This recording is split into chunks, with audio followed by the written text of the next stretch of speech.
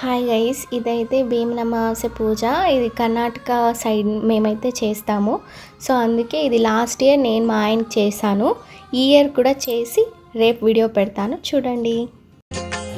తెంచుకుంటే తెగిపోతుందా దేవుడు వేసిన బంధం,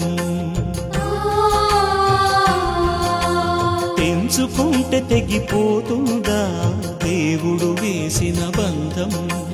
తెలుసుకో నీ జీవిత గమ్యం, పెంచుకో మానుబంధం. 7 అడుగులు నడిచిన వాడే 7 జన్మలు తోడుంటాడు. భర్తగా నిన్ను భరించువాడే బ్రతుకు దీపం వెలిగిస్తాడు.